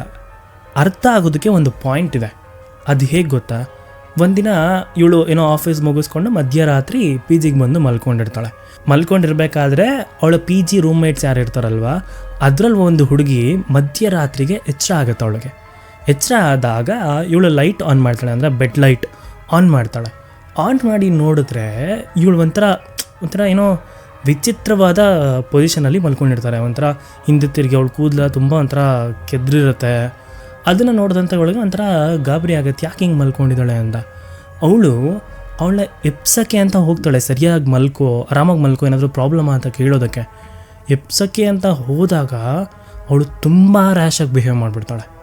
ಎಷ್ಟು ರ್ಯಾಶಾಗಿ ಅಂತಂದರೆ, ನೀವು ಇಮ್ಯಾಜಿನ್ ಮಾಡ್ಕೊಳ್ಳಿ, ಮೈ ಮೇಲೆ ಯಾವುದಾದ್ರೂ ಆತ್ಮ ಸೇರಿಕೊಂಡು ಆ ಆತ್ಮ ರ್ಯಾಶಾಗಿ ಬಿಹೇವ್ ಮಾಡುತ್ತೆ ನೋಡಿ, ಆ ಥರ ಅಷ್ಟು ರ್ಯಾಶಾಗಿ ಬಿಹೇವ್ ಮಾಡಿಬಿಡ್ತಾಳೆ. ಹಾಗೆ ಅವಳ ಕೈನ ಕೂಡ ಹಿಡ್ಕೊಂಡು ಒಂಥರ ಕೈನ ತುಂಬ ಟೈಟಾಗಿ ಹಿಡ್ಕೊಂಡು ಬಿಡ್ತಾಳೆ. ಅದಕ್ಕೆ ಆ ಕೈಯಲ್ಲಿ ಉಗುರುಗಳ ಮಾರ್ಕ್ ಕೂಡ ಬಿದ್ದುಬಿಡುತ್ತೆ ಆ ಹುಡುಗಿಗೆ. ಅವಳಿಗೆ ಆ ರಾತ್ರಿ ಎಲ್ಲ ಭಯ ಆಗ್ಬಿಡುತ್ತೆ ಆ ಹುಡುಗಿಗೆ. ಬಟ್ ಇವಳು ಎದೊಳ್ತಾ ಇಲ್ಲ, ನಿದ್ದೆಯಿಂದ ಎದೊಳ್ತಾ ಇಲ್ಲ, ಆ ಥರ ಬಿಹೇವ್ ಮಾಡಿಬಿಡ್ತಾಳೆ, ಕಿರಿಸ್ತಾಳೆ, ನೀನು ಹೋಗಿ ಅಂತೆಲ್ಲ ಹೇಳ್ತಿದ್ದಾಳೆ. ಈ ರೀತಿಯಾದ ವಿಷಯಗಳು ಅವಳ ಪಿ ಜಿಲೂ ಕೂಡ ಸ್ವಲ್ಪ ಸ್ಪ್ರೆಡ್ ಆಗುತ್ತೆ. ಸ್ಪ್ರೆಡ್ ಆದಾಗ ಏನಾಗುತ್ತೆ, ಅವಳ ರೂಮ್ ಪಕ್ಕ ಒಬ್ಳು ಫ್ರೆಂಡ್ ಇದ್ಲು ಅಂತ ಹೇಳಿದ್ನಲ್ವ, ಆ ಫ್ರೆಂಡು ಕೂಡ ಅವತ್ತು ರಾತ್ರಿ ಈ ಥರ ಬಿದ್ದಿದ್ಲು, ಈ ಥರ ವಿಷಯಗಳನ್ನೆಲ್ಲ ಅಲ್ಲಿ ರೂಮ್ ಮೇಟ್ಸ್ಗಳಿಗೆ, ಪಿ ಜಿ ಮೇಟ್ಸ್ಗಳಿಗೆ ಹೇಳೋದಕ್ಕೆ ಶುರು ಮಾಡಿಬಿಡ್ತಾಳೆ. ಅಲ್ಲೂ ಕೂಡ ಒಂದಷ್ಟು ವಿಷಯಗಳು ಈ ಥರ ಸ್ಪ್ರೆಡ್ ಆಗುತ್ತೆ, ಇವಳಿಗೇನೋ ಆಗಿದೆ, ಇವಳಿಂದ ಏನೋ ಸಮಸ್ಯೆ ಆಗ್ತಿದೆ ಅನ್ನೋ ಥರ ಎಲ್ಲ. ಎಲ್ರಿಗೂ ಭಯ ಇವಳ ಹತ್ರ ಮಾತಾಡೋದಕ್ಕೆ. ಆಫೀಸಲ್ಲಿ ಹೇಗೆ ಇವಳನ್ನ ದೂರ ಮಾಡ್ತಿದ್ರು ಅದೇ ಥರ ಪಿ ಜಿಲೂ ಕೂಡ ಇವಳನ್ನ ದೂರ ಮಾಡ್ತಾ ಇರ್ತಾರೆ. ಎಲ್ಲರೂ ನನ್ನ ದೂರ ಮಾಡ್ತಿದ್ದಾರೆ ಅಂತ ಅಶ್ವಿನಿಗೆ ತುಂಬ ಫ್ರಸ್ಟ್ರೇಟ್ ಆಗ್ತಾ ಇರುತ್ತೆ. ಒಂದು ದಿನ ಅದೇ ರೀತಿ ಕ್ಯಾಬಲ್ಲಿ ಮಲ್ಕೊಂಡು ಎದ್ದಿರಬೇಕಾದ್ರೆ ಅವಳಿಗೆ ಒಂಥರ ಒಬ್ಬ ಗಂಡು ಆತ್ಮ, ಒಬ್ಬ ಹುಡುಗನ ಆತ್ಮ ಅವಳಿಗೆ ಕಾಣಿಸ್ಬಿಡುತ್ತೆ. ಯಾರೋ ಹುಡುಗ ಒಂಥರ ವಿಕಾರವಾದ ರೂಪದಲ್ಲಿದ್ದರೆ ಹೇಗಿರ್ತಾನೆ, ಒಂಥರ ಕೂದಲೆಲ್ಲ ಕೆದ್ರುಕೊಂಡು ಒಂಥರ ಏನೋ ಒಂಥರ ತಿನ್ಕೊಳ್ಳೋ ರೀತಿ ನೋಡಿದ್ರೆ ಹೇಗಿರುತ್ತಲ್ಲ, ಆ ಥರ ಒಬ್ಬ ಅವಳ ಕ್ಯಾಬ್ ಪಕ್ಕದ ಸೀಟಲ್ಲೇ ಕೂತಿರೋ ಥರ ಅವಳಿಗೆ ಕಾಣಿಸ್ಬಿಡುತ್ತೆ. ಇದು ಕಾಣಿಸಿದ ತಕ್ಷಣ ಅವಳಿಗೆ ತುಂಬ ಭಯ ಆಗಿಬಿಡುತ್ತೆ. ಅವತ್ತು ರಾತ್ರಿ ಹೋಗಿ ಮಲ್ಕೊಂಡವಳು ಆ ಭಯಕ್ಕೆ ಬೆಳಗ್ಗೆ ಎಲ್ಲ ಜ್ವರ ಬಂದುಬಿಡುತ್ತೆ. ಆ ಜ್ವರ ಯಾವ ರೀತಿ ಆಗಿಬಿಡುತ್ತೆ ಅಂದರೆ ಒಂಥರ ವಿಪರೀತ ಜ್ವರ, ತಡ್ಕೊಳ್ಳೋದಕ್ಕಾಗಲ್ಲ. ಹಾಸ್ಪಿಟ್ಲಿಗೆ ಹೋಗಿದ್ರು ಟ್ಯಾಬ್ಲೆಟ್ ತೊಗೊತಿದ್ರು ನಾವು ತಡ್ಕೊಳ್ಳೋದಕ್ಕಾಗಲ್ಲ. ಈ ಥರ ಯಾವಾಗ ಅತಿ ಆಗೋದಕ್ಕೆ ಶುರುವಾಗುತ್ತೆ, ಮನೆಯವರು ಇವಳನ್ನ ಬಂದ್ಬಿಡು ಊರಿಗೆ ಅಂತ ಕರ್ಕೊಬಿಡ್ತಾರೆ. ಊರಿಗೆ ಕರ್ಕೊಂಡು ಹೋದ್ಮೇಲೆ ಅವಳು ಸ್ವಲ್ಪ ದಿನ ರಜೆ ಹಾಕಿರ್ತಾಳೆ. ಈ ರಜದಲ್ಲಿ ಇವಳು ಅಲ್ಲಿನೂ ಕೂಡ ರಾತ್ರಿ ಹೊತ್ತು ಎದ್ದು ಒಂಥರ ಸೌಂಡ್ಗಳು ಮಾಡೋದು, ಏನೋ ನೋಡ್ಬಿಟ್ಟು ಅಲ್ಲಿ ಯಾರೋ ಬರ್ತಿದ್ದಾರೆ, ನನ್ನ ಹಿಡ್ಕೊತಿದ್ದಾರೆ ಅಂತೆಲ್ಲ ಹೇಳೋದು, ಈ ಥರ ಎಲ್ಲ ಮಾಡ್ತಾ ಇರ್ತಾರೆ. ಮನೆಯವರು ಒಂದಿನ ನೋಡ್ತಾರೆ, ಎರಡನೇ ದಿನವೂ ನೋಡ್ತಾರೆ. ಯಾವಾಗ ಇದು ಅತಿ ಆಗ್ತಿದೆ, ಅವಳು ಪ್ರತಿ ಸಲ ಈ ಥರ ರಾತ್ರಿ ಎದ್ದು ಎದುರ್ಕೋತಿದ್ದಾಳೆ, ಯಾರೋ ಬರ್ತಿದ್ದಾರೆ ಅಂತ ಹೇಳ್ತಿದ್ದಾಳೆ, ಈ ಥರ ಎಲ್ಲ ಆಗ್ತಿದೆಯೋ, ಇವರು ಒಂದು ದೇವಸ್ಥಾನಕ್ಕೆ ಹೋಗಿ ಮತ್ತೆ ಒಂದು ಪೂಜೆನೋ ಮಾಡಿಸ್ಕೊಂಡು ತಾಯ್ತನೋ ಕಟ್ಸ್ಕೊಂಡು ಬಂದರೆ ಸರಿ ಹೋಗುತ್ತೆ ಅಂತ ಒಂದು ಆಂಜನೇಯ ದೇವಸ್ಥಾನ, ಅದೊಂಥರ ಸ್ಟ್ರಾಂಗ್ ದೇವಸ್ಥಾನ ಅಂತಲೇ ಅಂದ್ಕೊಳ್ಳಿ. ಆ ದೇವಸ್ಥಾನಕ್ಕೆ ಇವಳನ್ನು ಕರ್ಕೊಂಡು ಹೋಗ್ತಾರೆ. ಕರ್ಕೊಂಡು ಹೋಗೋವರೆಗೂ ಇವ್ರಿಗೆ ಏನೋ ಕ್ಲಾರಿಟಿ ಇಲ್ಲ, ಇವ್ರಿಗೇನೋ ಗೊತ್ತೂ ಇಲ್ಲ. ಕರ್ಕೊಂಡು ಹೋದ ಮೇಲೆ ಒಂದು ಸ್ವಲ್ಪ ವಿಷಯಗಳು ಹೊರಗಡೆ ಬರುತ್ತೆ. ಅದು ಹೆಂಗೆ ಗೊತ್ತಾ, ಇವಳು ದೇವಸ್ಥಾನಕ್ಕೆ ಹೋಗ್ತಾಳೆ, ನಾರ್ಮಲಾಗೇ ಹೋಗ್ತಾಳೆ. ಒಳಗಡೆ ಹೋಗಿ ಒಂದು ಕಡೆ ಕೂರಿಸ್ಕೋತಾರೆ, ನಿನಗೇನಾಯಿತು ಅಂತ ಸ್ವಲ್ಪ ವಿಚಾರಿಸ್ತಾ ಇರ್ತಾರೆ ಅಲ್ಲಿರುವಂಥ ಸ್ವಾಮಿಗಳು. ಇವಳು ಎಲ್ಲನೂ ಹೇಳ್ತಾಳೆ, ಈ ಥರ ಎಲ್ಲ ಆಗ್ತಿದೆ, ನನ್ನ ಎಲ್ಲ ದೂರ ಮಾಡ್ತಾರೆ, ಹಾಗೆ ನನ್ನ ಪಿ ಜಿಲೂ ಕೂಡ ಒಂಥರ ನೋಡ್ತಾರೆ, ನನ್ನ ಸುತ್ತ ಇಷ್ಟೆಲ್ಲ ನಡೀತಿದೆ ಅಂತ ಅಶ್ವಿನಿ ಹೇಳ್ಕೊಂಡಾಗ ಆ ಸ್ವಾಮಿಗಳು ಇವಳ ಜೊತೆ ಮಾತಾಡೋದಕ್ಕೆ ಶುರು ಮಾಡ್ತಾರೆ. ಮಾತಾಡ್ತಾ ಅವ್ರಿಗೆ ಗೊತ್ತಾಗತ್ತೆ ಇವಳ ಮೈ ಮೇಲೆ ಯಾವುದೋ ಆತ್ಮ ಬಂದು ಸೇರ್ಕೊತಾ ಇದೆ ಅಂತ. ಆತ್ಮ ಸೇರಿಕೊಂಡು ಅದರ ಒಂದು ಪವರ್ ಏನಿದೆ, ಅದರ ಒಂದು ಎನರ್ಜಿ ಏನಿದೆ, ಆ ರೀತಿ ಅದು ರಿಯಾಕ್ಟ್ ಆಗ್ತಿದೆ ಇವಳ ಮುಖಾಂತರ. ಆ ದೇವಸ್ಥಾನದ ಗುರುಗಳನ್ನು ಕರ್ಕೊಂಡು ಬಂದು ಆ ಹುಡುಗಿ ಜೊತೆ ಕಮ್ಯುನಿಕೇಟ್ ಮಾಡಿದಾಗ ಗೊತ್ತಾಗತ್ತೆ ಅದು ಒಂದು ಗಂಡು ಆತ್ಮ ಅಂತ. ಈ ದೇವಸ್ಥಾನದಲ್ಲಿ ಕೂತ್ಕೊಂಡಿರ್ಬೇಕಾದ್ರೆ ಅವಳನ್ನ ಆತ್ಮ ಸೇರ್ಕೊಳ್ಳೋದಕ್ಕೆ ಪ್ರಯತ್ನ ಪಡ್ತಾ ಇದೆ, ಆದರೆ ಅಲ್ಲಿರುವಂಥ ಒಂದು ಪಾಸಿಟಿವ್ ಎನರ್ಜಿಯಿಂದ ಅವಳನ್ನ ಸೇರ್ಕೊಳ್ಳೋದಕ್ಕೆ ಆಗ್ತಾ ಇಲ್ಲ. ಅಶ್ವಿನಿಗೆ ನಾರ್ಮಲ್ ಜ್ಞಾನನೇ ಇದೆ, ಅವಳು ನಾರ್ಮಲಾಗೇ ಇದ್ದಾಳೆ, ಮಾತಾಡ್ತಾ ಇದ್ದಾಳೆ. ಆದರೆ ಆ ಸ್ವಾಮಿಗಳಿಗೆ ನೀಟಾಗಿ ಅರ್ಥ ಆಗುತ್ತೆ ಯಾವುದೋ ಆತ್ಮ ಇವಳನ್ನ ಸೇರ್ಕೊಳ್ಳೋದಕ್ಕೆ ಪ್ರಯತ್ನ ಪಡ್ತಿದೆ ಅಂತ. ಇದಕ್ಕೆ ಇನ್ನಷ್ಟು ಕ್ಲಾರಿಟಿ ಸಿಗೋದು ಯಾವಾಗ ಗೊತ್ತಾ, ಅಶ್ವಿನಿಗೆ ನಡೀತಿದ್ದಂಥ ಈ ಎಲ್ಲ ಎಫೆಕ್ಟ್ಸ್ಗಳಿಗೂ ಅಶ್ವಿನಿ ಹತ್ರನೇ ಉತ್ತರ ಸಿಗುತ್ತೆ. ಅವತ್ತು ದೇವಸ್ಥಾನದಲ್ಲಿ ಅಶ್ವಿನಿ ಗುರುಗಳ ಹತ್ರ ಏನು ಹೇಳ್ತಾಳೆ ಗೊತ್ತಾ, ಸ್ವಾಮಿಗಳೇ ನಾನು ಒಂದು ಹೇಳ್ತೀನಿ, ಅದು ಎಷ್ಟು ನಿಜ ಅಂತ ನನಗೆ ಗೊತ್ತಿಲ್ಲ, ನನ್ನ ಕನಸು ನನ್ನ ಭ್ರಮೇನೋ ಅಂತ ನನಗೆ ಗೊತ್ತಿಲ್ಲ, ಆದರೆ ನನ್ನ ಪಿ ಜಿಲಿ ಮಲ್ಕೊಂಡಿರ್ಬೇಕಾದ್ರೆ ಮಧ್ಯರಾತ್ರಿ ಒಂದೊಂದು ಸಲ ಎಚ್ಚರ ಆಗ್ತಾಯಿತ್ತು. ಆ ಥರ ಎಚ್ಚರ ಆದಾಗ ಯಾರೋ ನನ್ನ ಮೈ ಮೇಲೆ ಬಂದು ಕುತ್ಕೊಳ್ಳೋ ರೀತಿ ನನಗೆ ಫೀಲ್ ಆಗ್ತಾಯಿತ್ತು. ಜಸ್ಟ್ ಫೀಲ್ ಮಾತ್ರ ಅಲ್ಲ, ಅದು ಒಂಥರ ಅವ್ರು ಕುತ್ಕೊಂಡ್ರೆ ಹೇಗೆ ಭಾರ ಆಗುತ್ತಲ್ವ ಮೈ ಮೇಲೆ, ಆ ಥರ ಭಾರ ನನಗೆ ಆಗ್ತಾಯಿತ್ತು. ನಾನು ಎದ್ದು ಕಣ್ಬಿಟ್ಟು ನೋಡಿದ್ರು ಕೂಡ ಏನೂ ಇರ್ತಾ ಇರಲಿಲ್ಲ, ಆದರೆ ಆ ಭಾರ ನನಗೆ ತುಂಬ ಫೀಲ್ ಆಗ್ತಿತ್ತು, ಯಾರೋ ನನ್ನ ಮೈ ಮೇಲೆ ಇದ್ದಾರೆ ಅಂತ. ಆಗ ಸ್ವಾಮಿಗಳಿಗೆ ಇನ್ನೂ ಕ್ಲಾರಿಟಿ ಬರುತ್ತೆ, ಇದು ಖಂಡಿತವಾಗ್ಲೂ ನೆಗೆಟಿವ್ ಎನರ್ಜಿಗಳ ಎಫೆಕ್ಟ್ಸ್ಗಳೇ ಅಂತ. ಹಾಗಾದರೆ ಆತ್ಮ ಯಾರ್ದು, ಯಾಕೆ ಇವಳು ಮೈ ಸೇರಿಕೊಂಡಿದೆ, ಈ ಪ್ರಶ್ನೆ ಕಾಮನ್ಲಿ ಬರುತ್ತೆ. ನಿಜವಾದ ಸತ್ಯ ಇಲ್ಲಿಂದನೇ ಗೊತ್ತಾಗೋದು. ಅವಳಿಗೆ ಕ್ಯಾಬಲ್ಲಿ ಕೂತ್ಕೊಂಡಿರ್ಬೇಕಾದ್ರೆ ರೈಟ್ ಸೈಡ್ ಟರ್ನ್ ಆಗಿದ ತಕ್ಷಣ ಯಾವುದೋ ಒಂದು ಹುಡುಗ, ಅಂದರೆ ಒಂದು ಗಂಡು ಆತ್ಮ ಅವಳು ನೋಡಿರ್ತಾಳೆ. ಅವಳು ಇದನ್ನು ಸ್ವಾಮಿಗಳ ಹತ್ರ ಹೇಳಿದ ತಕ್ಷಣ ನೀನು ಸರಿಯಾಗಿ ನೆನಪಿಸ್ಕೊ, ಆ ಗಂಡು ಆತ್ಮ ನೀನು ಯಾರನ್ನಾದ್ರೂ ನೋಡಿರೋರ ಥರ ಇತ್ತ ಅಂತ. ಆಗ ಅವಳು ಒಂದು ವಿಷಯ ಹೇಳ್ತಾಳೆ. ಆ ವಿಷಯ ಏನು ಗೊತ್ತಾ, ಅಶ್ವಿನಿನ ಸ್ಕೂಲ್ ಡೇಸಿಂದನೂ ಒಬ್ಬ ತುಂಬಾ ಪ್ರೀತಿಸ್ತಾ ಇರ್ತಾನೆ. ಅವನ ಪ್ರೀತಿನ ಕೂಡ ಅಶ್ವಿನಿ ಹತ್ರ ಹೇಳಿರ್ತಾಳೆ. ಅಶ್ವಿನಿಗೂ ಕೂಡ ತುಂಬಾ ಇಷ್ಟ ಇರುತ್ತೆ. ಸ್ಕೂಲೆಲ್ಲ ಮುಗಿದ ಮೇಲೆ ಕಾಲೇಜ್ ಡೇಸಲ್ಲಿ ಇವ್ರಿಗಿರುವಂಥ ಫೀಲಿಂಗ್ಸ್ನ ಹೇಳ್ಕೊಂಡಿರ್ತಾರೆ. ಹೇಳ್ಕೊಂಡ ಮೇಲೆ ಇನ್ನೇನು ಲವ್ ಶುರು ಆಗಬೇಕು. ಆ ಟೈಮಲ್ಲಿ ಅವನ ಬಿಹೇವಿಯರ್ಸ್ ಇವಳಿಗೆ ತುಂಬ ಚೆನ್ನಾಗಿ ಗೊತ್ತಾಗ್ತಾ ಇರುತ್ತೆ. ಅವನಂತರ ಓವರ್ ಪ್ರೊಟೆಕ್ಟಿವ್, ಇವಳು ಹೇಳೋ ಪ್ರಕಾರ ಆ ಥರ ಓವರ್ ಪ್ರೊಟೆಕ್ಟಿವ್, ತುಂಬಾ ನನ್ನ ಹುಡುಗಿನ ಬೇರೆ ಯಾರು ಮಾತಾಡಿಸ್ಬಾರ್ದು, ಈ ಥರ ಒಬ್ಬ ಹುಡುಗ. ಲವ್ ಹಾಗೆ ನಡೀತಾ ಇದ್ದಾಗ ಒಂದು ಪಾಯಿಂಟ್ ಆಫ್ ಟೈಮಲ್ಲಿ ಆ ಹುಡುಗ ಯಾವುದೋ ಬೈಕ್ ಆಕ್ಸಿಡೆಂಟಲ್ಲಿ ತೀರ್ಕೊಬಿಡ್ತಾನೆ. ಅವಳಿಗೆ ಒಂದು ಬೇಜಾರಿರುತ್ತೆ, ಒಂದು ಜೀವ ಹೋಯಿತು, ನಾನು ತುಂಬ ಇಷ್ಟಪಡೋದಕ್ಕೆ ಶುರು ಮಾಡಿದಂಥ ಒಬ್ಬ ವ್ಯಕ್ತಿನೇ ಹೋದ ಅಂತ. ಆದರೆ ಅವನ ಬಗ್ಗೆ ಜಾಸ್ತಿ ಇವಳು ನೆನೆಸ್ಕೊತಾ ಇರಲಿಲ್ಲ. ಅದನ್ನು ಮರೆತು ಹೊರಗಡೆ ಬಂದು ಕಾಲೇಜ್ ಡಿಗ್ರಿನೆಲ್ಲ ಮುಗಿಸ್ಕೊಂಡಿರ್ತಾಳೆ. ಎಲ್ಲನೂ ನಾರ್ಮಲ್ ಆಗಿರುತ್ತೆ. ಬಟ್ ಬೆಂಗಳೂರಲ್ಲಿ ಇವಳು ಯಾವಾಗ PGಗೆ ಬಂದು ಸೇರ್ಕೋತಾಳೆ, ಒಂದು 6 ತಿಂಗಳು ಆಗುತ್ತೋ ಆವಾಗ ಅವ್ನ ನೆನಪು ಜಾಸ್ತಿ ಬರ್ತಾ ಇರತ್ತೆ ಇವಳಿಗೆ. ಅವಾಗ ಸುಮ್ಮನೆ ಇದ್ದಾಗ ಅವ್ನು ನೆನಪಾಗ್ತಾ ಇರತ್ತೆ. ಈ ಥರ ಇಷ್ಟಪಡ್ತಿದ್ದಿದ್ದು ಹುಡುಗ ತಿರೋದ ಅನ್ನೋದು ಅವಳ ತಲೆಗೆ ಬರ್ತಾ ಇರುತ್ತೆ. ಈ ಥರ ತಲೆಗೆ ಬರ್ತಾ ಹಾಗೆ ಅದೇ ಅತಿಯಾಗಿ ಅವನ ಆತ್ಮನೇ ಅವಳ ಹತ್ರ ಅಟ್ರ್ಯಾಕ್ಟ್ ಆಗಿರುತ್ತೆ. ಇದನ್ನೆಲ್ಲ ಕೇಳಿಸ್ಕೊತಿದ್ದಾಗ ಆ ಸ್ವಾಮಿಗಳಿಗೆ ಕ್ಲಾರಿಟಿ ಸಿಗುತ್ತೆ, ಇದು ಅವನ ಆತ್ಮನೇ ಅಂತ. ಅವರು ಕೂಡ ಅದ್ರ ಬಗ್ಗೆ ಸ್ಟಡಿ ಮಾಡಿ 2ನೇ ದಿನ ಅವಳನ್ನ ದೇವಸ್ಥಾನಕ್ಕೆ ಬರೋದಕ್ಕೆ ಹೇಳ್ತಾರೆ. ಆ 2ನೇ ದಿನ ಅದ್ರ ಬಗ್ಗೆ ಗೊತ್ತಿರುವಂಥವ್ರು ಬಂದು ಕೂತ್ಕೊಂಡು ಮಾತಾಡಿ ಆವಾಗ ಒಂದು ವಿಷಯ ಗೊತ್ತಾಗುತ್ತೆ. ಆ ಒಂದು ಆತ್ಮ ಇವಳು ಮೈನ ಸೇರ್ಕೊಳ್ಳೋದಕ್ಕೆ ಪ್ರಯತ್ನ ಪಟ್ಟಿದೆ.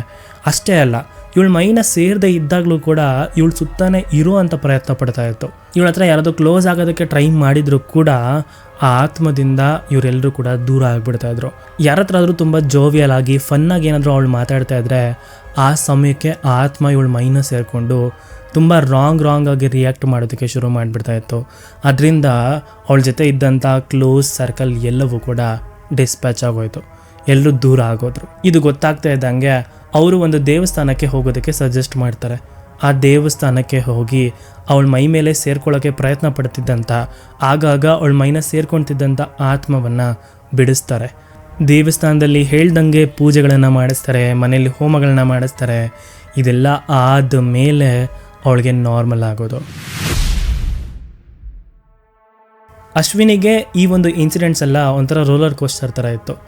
ಅದರಲ್ಲಿ ಒಂಥರ ಅವಳಿಗೆ ಅದನ್ನು ಅನುಭವಿಸಿ ಅವಳ ಬಾಡಿನೂ ಒಂಥರ ತುಂಬ ಟಯರ್ಡ್ ಆಗಿಬಿಟ್ಟಿತ್ತು. ಹಾಗೆ ಮೆಂಟಲಿನೂ ಕೂಡ ತುಂಬ ಡಿಸ್ಟರ್ಬ್ ಆಗಿಬಿಟ್ಟಿತ್ತು ಅವಳಿಗೆ.